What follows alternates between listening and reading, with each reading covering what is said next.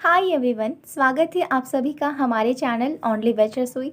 आज मैं आप सभी के लिए नवरात्रि व्रत के लिए एक और बहुत ही आसान रेसिपी लेकर के आई हूँ। तो आज हम बनाने वाले हैं साबूदाने की खीर, जिसे हर व्रत पे बनाया जाता है और इसे बनाना भी बहुत आसान होता है। हालांकि कई लोगों को साबूदाने की खीर बनाने में अक्सर बहुत सारी प्रॉब्लम आती हैं, जैसे खीर कभी जल जाती है, कभी फट जाती है, चिपचिपी सी बनती है, अच्छी नहीं बनती। तो ये सारी प्रॉब्लम्स के बारे में आज हम इस वीडियो में बात करेंगे और आप एक बार इस रेसिपी से ज़रूर बनाइएगा साबूदाने की खीर। आई एम श्योर कि आपकी खीर बिल्कुल परफेक्ट बनेगी, ना जलेगी ना फटेगी और बहुत ही ज़्यादा टेस्टी बन करके तैयार होगी। तो आप इस वीडियो को पूरा एंड तक ज़रूर देखें और अगर आज की रेसिपी पसंद आती है तो प्लीज़ वीडियो के नीचे एक लाइक का बटन ज़रूर प्रेस करिएगा। तो चलिए फटाफट से आज के इस वीडियो को शुरू करते हैं। इसे बनाने के लिए मैंने सबसे पहले यहाँ पे एक बोल लिया हुआ है और इसमें हम डालेंगे साबूदाना। तो ये मैंने 200 ग्राम साबूदाना लिए हुए हैं। साबूदाने की अगर बात की जाए तो यहाँ पर ना मैंने ये मीडियम साइज़ वाले साबूदाने लिए हुए हैं। आपको छोटे वाले भी मिल जाएंगे और इससे एक बड़े वाले भी होते हैं। आपके पास जो भी अवेलेबल है वो आप ले सकते हैं, लेकिन खीर के लिए ये वाले साबूदाने बिल्कुल बेस्ट होते हैं। तो यहाँ पर मैंने साबूदाने में पानी डाल दिया है। हमें सबसे पहले साबूदाने को अच्छे तरीके से वॉश करना है, लगभग 3 से 4 बार, ताकि इसमें जितना एक्स्ट्रा स्टार्च का जो पाउडर लगा हुआ है ना वो बिल्कुल निकल जाए। तो फ्रेंड्स, साबूदाने को मैंने अच्छे तरीके से वॉश कर लिया है। जैसा कि आप देख सकते हैं कि पानी बिल्कुल साफ़ है और अब मैंने इसमें पानी डाल दिया है। यहाँ पर आपको इस बात का ध्यान रखना है कि इसमें आप बहुत ज़्यादा पानी नहीं डालें। यहाँ पर मैंने साबूदाने से हल्का ऊपर तक ही पानी डाला है। अब हमें क्या करना है कि इसे लगभग 1 घंटे के लिए सोख होने देना है। कुल 1 घंटे के बाद आप देख सकते हैं कि जो हमारा साबूदाना है वो बिल्कुल परफेक्ट रेडी है। क्योंकि मैंने बहुत ज़्यादा पानी नहीं डाला था, तो आप देख सकते हैं कि इसमें बिल्कुल भी एक्स्ट्रा पानी नहीं है। हालांकि अगर आपने इस पानी ज़्यादा डाल दिया था तो आप क्या करें कि आप उसे छान ले छन्नी में, ताकि जितना भी एक्स्ट्रा पानी है ना वो निकल जाए। तो यहाँ पर हमारा साबूदाना बिल्कुल परफेक्ट रेडी हो चुका है। चलिए आगे प्रोसेस की तरफ बढ़ते हैं। तो नेक्स्ट मैंने यहाँ पर एक पतीले में 1 लीटर दूध लिया हुआ है, जिसे मैंने बॉयल होने के लिए रखा हुआ है। जब तक दूध बॉयल हो रहा है तब तक हम अपनी दूसरी तैयारियाँ कर लेते हैं। तो यहाँ पर मैंने एक कढ़ाई लिया हुआ है और इसमें हम डालेंगे घी। फ्रेंड्स, क्योंकि ये व्रत के लिए बन रहा है तो इसमें ऑफ कोर्स हमें घी का ही इस्तेमाल करना है। लेकिन मैं आपको एडवाइस दूंगी कि अगर आप नॉर्मल डेज पर भी बना रहे हैं ना तो आप इसमें घी का इस्तेमाल करें।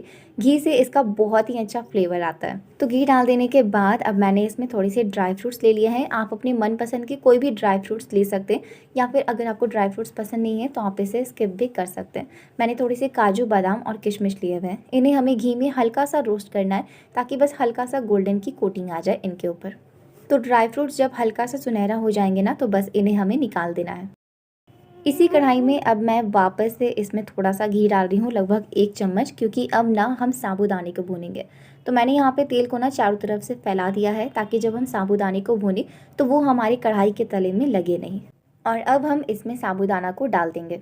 साबूदाना को डाल देने के बाद अब हमें इसमें ज़्यादा नहीं, बस थोड़ी देर के लिए भुनना है, ताकि बस इसमें जो एक्स्ट्रा मॉइस्चर है वो निकल जाए और साथ ही में ये हल्का सा ड्राई कंसिस्टेंसी का आ जाए। फ्रेंड्स, इस तरीके से साबूदाने को भून कर डालने से ना 2 फ़ायदे होते हैं। एक तो कि हमारी जो साबूदाने की खीर बनेगी वो बिल्कुल अलग अलग रहेगी, मोती की तरह इनके दाने रहेंगे। और दूसरा कि इसका बहुत ही अच्छा फ्लेवर भी आता है खीर का, जो खीर में बहुत ही अच्छा स्वाद आता है। तो आप एक बार इस तरीके से भून करके ज़रूर बनाइएगा।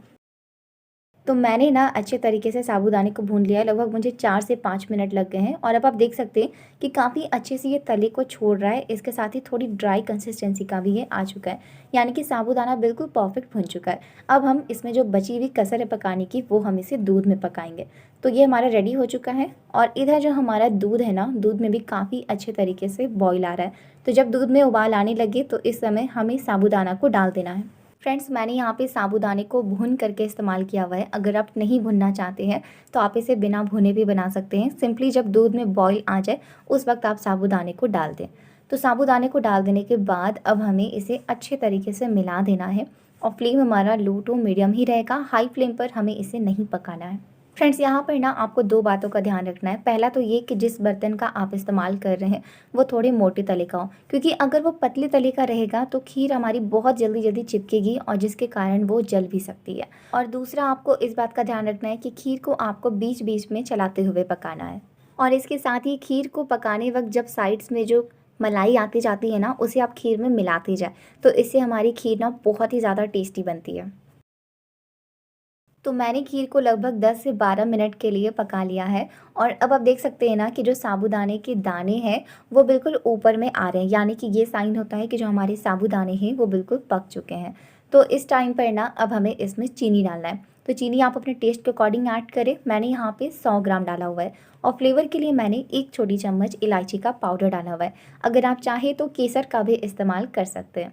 फ्रेंड्स, क्योंकि जो हमारी खीर है ना वो लगभग लगभग पक चुकी है, तो चीनी डालने के बाद अब हमें इसे ज़्यादा देर के लिए नहीं पकाना है, केवल 3 से 4 मिनट के लिए पकाएंगे और बस लास्ट में इसमें थोड़ी सी भुने हुए ड्राई फ्रूट्स को डाल देंगे। तो मैंने थोड़ी सी डाली, थोड़ी सी मैंने गार्निशिंग के लिए बचा के रखे हुए हैं और बस ये हमारी साबूदाने की खीर बन करके बिल्कुल तैयार हो चुकी है।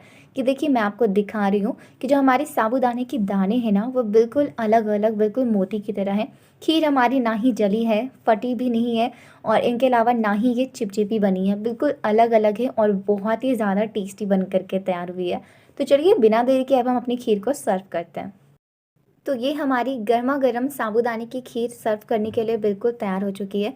फ्रेंड्स, मैंने ना खीर को बहुत ज़्यादा गाढ़ा नहीं किया है, क्योंकि जब खीर थोड़ी ठंडी होगी ना तो उसके बाद भी ये थोड़ी गाढ़ी होती है। वैसे अगर आपको बहुत ज़्यादा थिक पसंद है तो आप इसे हल्का सा और पका लें। तो बस खीर को निकाल लेने के बाद इसके ऊपर अब हम ड्राई फ्रूट्स डाल देंगे और अब ये सर्व करने के लिए बिल्कुल तैयार हो चुकी है। आप इसे सिर्फ नवरात्रि पर ही नहीं बल्कि किसी भी व्रत में आप इसे बना सकते हैं, या फिर अगर आपका कोई मीठा खाने का मन करे ना तब भी आप इसे बना करके तैयार कर सकते हैं। बहुत ही ज़्यादा टेस्टी बन करके तैयार होती है। आई होप आज की रेसिपी आपको ज़रूर पसंद आई होगी। अगर पसंद आई तो प्लीज़ वीडियो के नीचे एक लाइक का बटन ज़रूर प्रेस करिएगा और मुझे कमेंट में ज़रूर बताइएगा। और अगर आप ऐसे ही रेसिपीज़ को देखना चाहते हैं तो हमारे चैनल को ज़रूर सब्सक्राइब करें और बेल आइकन को प्रेस करना बिल्कुल ना भूलें। तो मिलती हूँ किसी दूसरी वीडियो में किसी दूसरी रेसिपी के साथ। तब तक के लिए अपना ख्याल रखिए। Thank you so much for watching this video.